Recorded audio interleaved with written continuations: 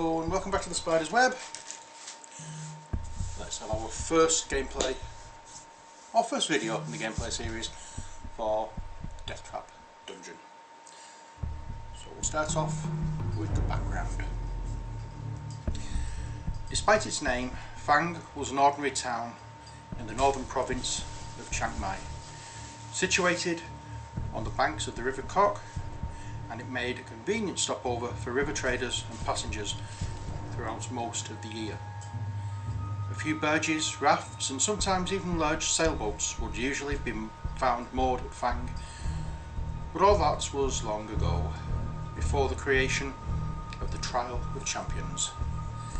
Now, once a year, the river is crammed with boats as people arrived from hundreds of miles around, hoping to witness the breaking of an ancient tradition in Fang and see a victor in the Trial of Champions. On the 1st of May each year, warriors and heroes come to Fang to face the test of their lives. Survival is unlikely, yet many take the risk, for the prize is great. A purse of 10,000 gold pieces and the freedom of Chiang Mai forever. However, to become champion is no easy task. Some years ago, a powerful baron of Fang called Circumvit decided to bring attention to his town by creating the ultimate contest. With the help of the townspeople, he constructed a labyrinth deep in the hillside behind Fang, from which there was only one exit. The labyrinth was filled with all kinds of deadly tricks and traps and loathsome monsters. Circumvit had designed it in meticulous detail so that anybody hoping to face its challenge would have to use their wits as well as weapon skills. When he was finally satisfied that all was complete, he put his labyrinth to the test.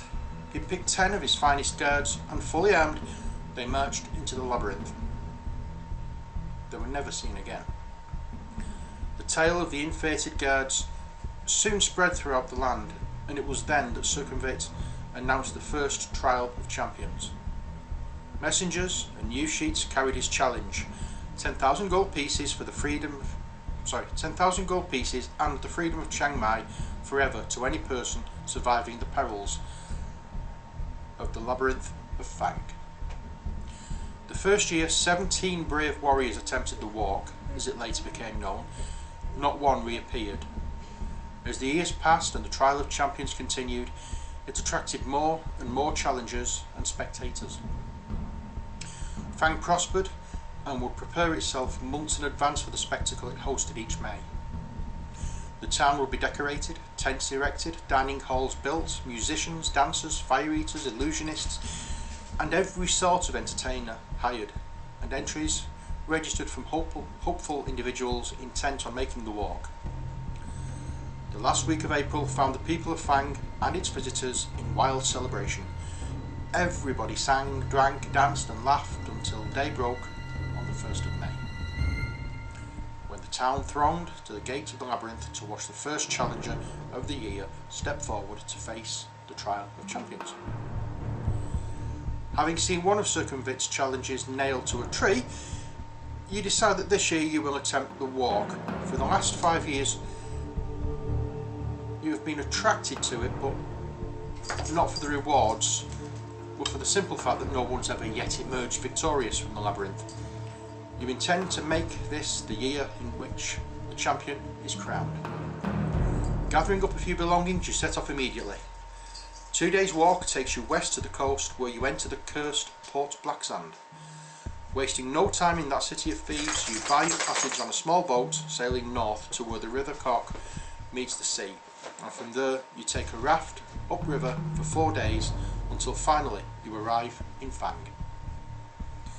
The trial begins in 3 days' time, and the town is in an almost hysterical mood of excitement. You register your entry with the officials and are given a violet scarf to tie around your arm, informing everyone of your status. For 3 days you enjoy Fang's greatest hospitality and are treated like a demigod. During the long merriment you almost forget your purpose in Fang, but the evening before the trial, the magnitude of the task ahead begins to dominate your thoughts. Later you are taken to a special guest house and shown to your room. There is a splendid 4-poster bed with satin sheets to help you rest, but there's little time left for sleep. Just before dawn, a trumpet call awakens you from vivid dreams of flaming pits and giant black spiders. And minutes later, there's a knock on your door, and a man's voice rings out saying, "Your challenge begins soon, please be ready to leave in 10 minutes. You climb out of bed, walk over to the window and open the shutters. Already, people are thronging the streets, moving quietly through the morning mist, spectators on their way to the labyrinth, no doubt, hoping to find good vantage points from which to watch the competitors. You turn away and walk over to a wooden table on which your trusty sword lies. You pick it up and cut the air with a mighty sweep, wondering what beast its sharp edge may soon have to meet. Then you open the door into the corridor. A small man with slanted eyes greets you with a long bow as you emerge from your bedroom. "Please, follow me," he said. He turns to his left and walks quickly towards the stairs at the end of the corridor. Leaving your guest house, he darts down narrow alleyways between houses, and you have to walk quickly to keep up with him. Soon you come into a wide dirt road lined with cheering crowds. When they see your violet scarf, they cheer even louder and start showering you with flowers. The long shadows cast by the people in front of you shrink as the bright yellow sun rises higher in the morning sky. Standing there in front of the noisy, vibrant crowd, you feel strangely alone, aware of your coming ordeal. Suddenly you feel a tug on your shirt and you see a small guide eagerly beckoning you to follow him. Ahead you see the looming hillside and the dark mouth of a tunnel disappearing into the inner depths. As you get closer, you notice 2 great stone pillars on either side of the tunnel entrance. The pillars are covered with ornate carvings, writhing serpents, demons, deities, each seeming to scream a silent warning to those who would pass beyond them. You see Baron Succumvit himself standing by the entrance waiting to greet the contenders in the Trial of Champions. You count 5 others standing proudly in line, their violet scarves displayed for all to see. There are 2 bare-chested barbarians dressed in furs. They stand completely motionless, legs straight and slightly apart, arms thrust forward to rest on the hilts of their long, double-headed battle axes. A sleek elven woman with golden hair and feline green eyes is adjusting the crossbelt of daggers wrapped around her leather tunic.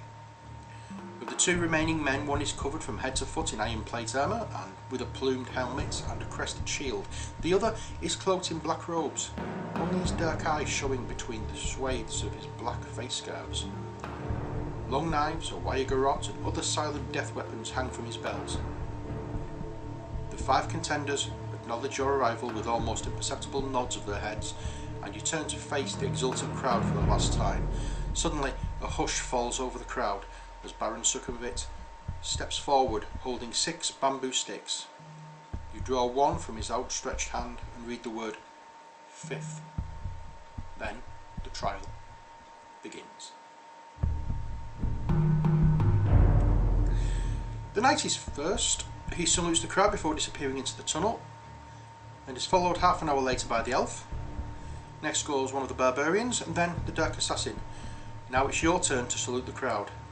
Holding your violet scarf aloft, you take one final deep breath of cool, fresh air before turning to pass between the stone-pillared gateway into Succumvit's corridors of power, to face unknown perils on the walk through the mighty Baron's Deathtrap dungeon. The clamour of the excited spectators gradually fades behind you as you venture deep into the gloom of the cavern-done tunnel. Large crystals hang from the tunnel roof at 20-metre intervals, radiating a soft light, just enough for you to see your way. As your eyes gradually become accustomed to the near darkness, you begin to see movement all around. Spiders and beetles crawling up and down the chiselled walls disappear quickly into cracks and crevices as they sense your approach. Rats and mice scurry along the floor ahead of you. Droplets of water drip into small pools with an eerie plopping sound which echoes down the tunnel. The air is cold, moist and dank. After walking slowly along the tunnel for about 5 minutes, you arrive at a stone table standing against the wall to your left. On it there are 6 bones, one of which has your name painted on its lid. If you wish to open the box, turn to 270. If you prefer to continue walking north, turn to 66. Well, I'm going to go to 270, so this may take some time. The lid of the box lifts off easily. Inside you find 2 gold pieces and a note written on a small piece of parchment addressed to you. After placing the gold in your pocket, you read the message which says, "Well done. At least you have the sense to stop and take advantage of the token aid I have given you. Now I can advise you that you will need to find and use several items if you hope to pass triumphantly through my Deathtrap dungeon." It was signed Succumbit. Memorising the advice on the note, you tear it into tiny pieces and continue north along the tunnel.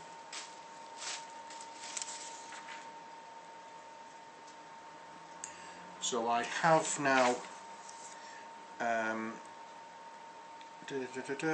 small piece of parchment, 2 gold pieces.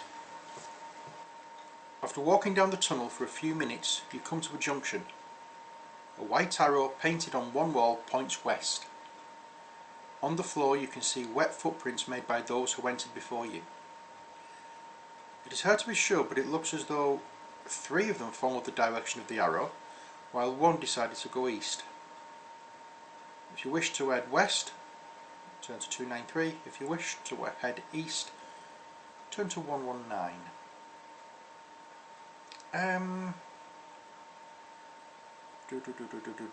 What should I do? I'll follow the arrow. I will turn west, and I think I've forgotten what number it is now. I'm supposed to be going to 293, I think.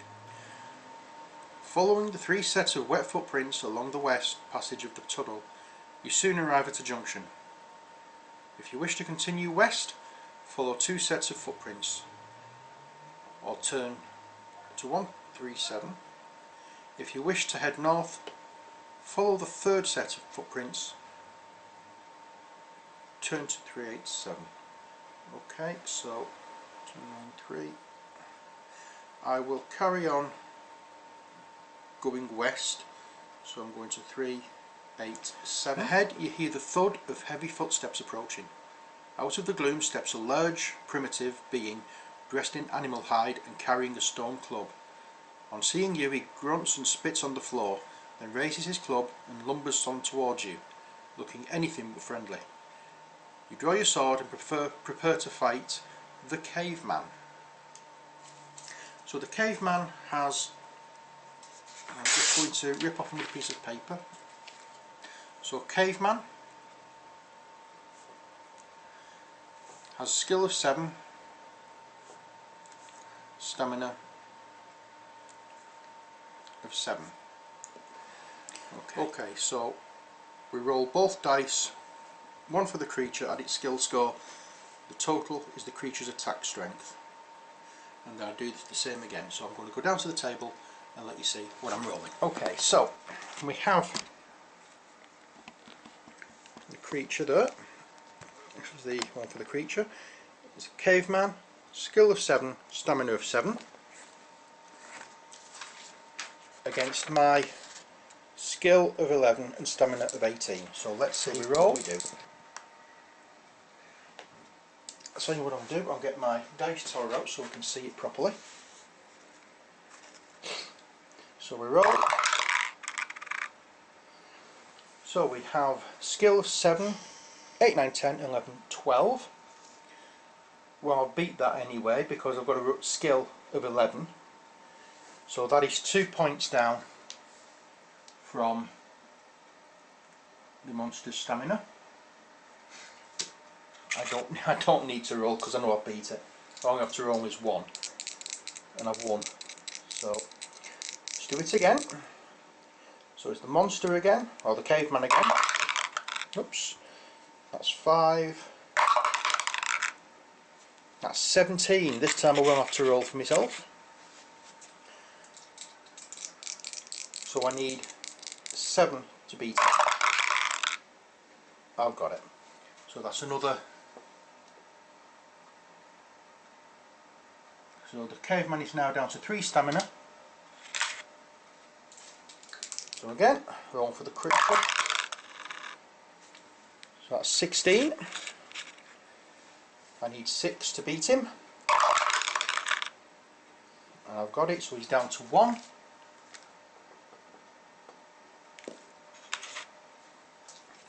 And finally,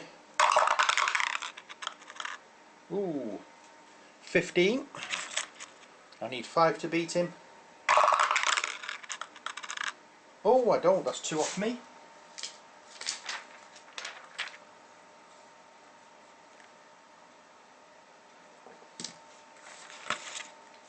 Okay, let's try again. Oh, 12. 19. I need 9 to beat him. Oops, 6. 7. That's 18, so that's another 2 off for me.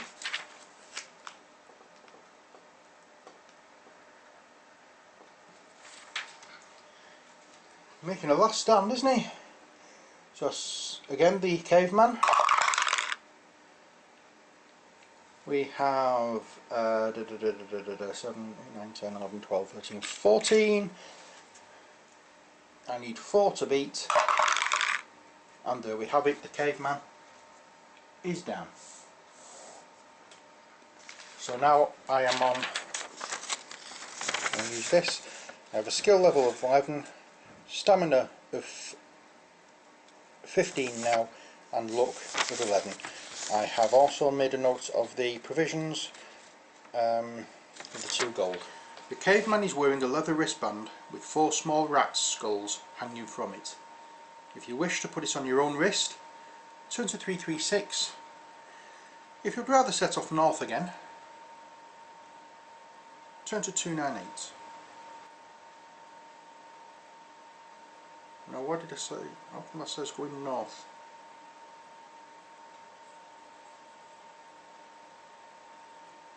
Have I missed something? Yeah, I've followed the wrong passage. I was going to go in. Actually, I said I was going to go west, and it looks as though I've put it to go north. Okay, never mind. I'll set it for going north.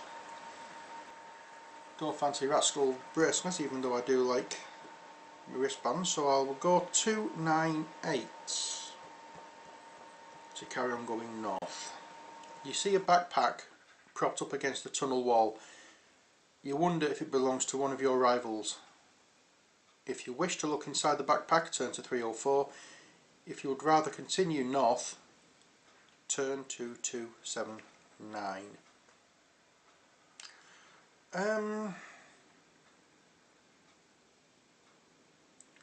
Tough decision. Okay, I'm going to add backpack there.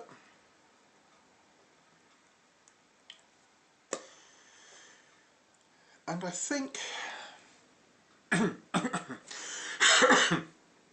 a bit nosy. Let's have a look what's inside. This is bound to be bad. There is a single gold piece lying in the bottom of the backpack. As you reach for it, you suddenly feel a light tickling movement on the back of your hand. You're slowly trying to control your mounting panic. You're horrified to see a black widow spider. Before you shake it off, it sinks its poisonous fangs deep into your wrist. Lose 6 stamina points. Alrighty then. So that's I'm down to 9. If you are still alive, turn to 20. That'll serve me right for being nosy. Only your incredible strength could withstand the poisonous spider's bite. However, you are weakened and you notice your hand is trembling as you pocket the gold piece. Reduce your skill by 1 point.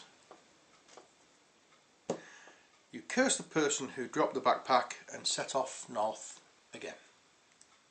So we have 3 gold pieces now. You soon come to another junction in the tunnel. One branch leads east, but the wet footprints you have been following continue north, so you decide to follow their trail. Turn to 37, which isn't too far off. The passage opens out into a wide cavern which is darker but much drier.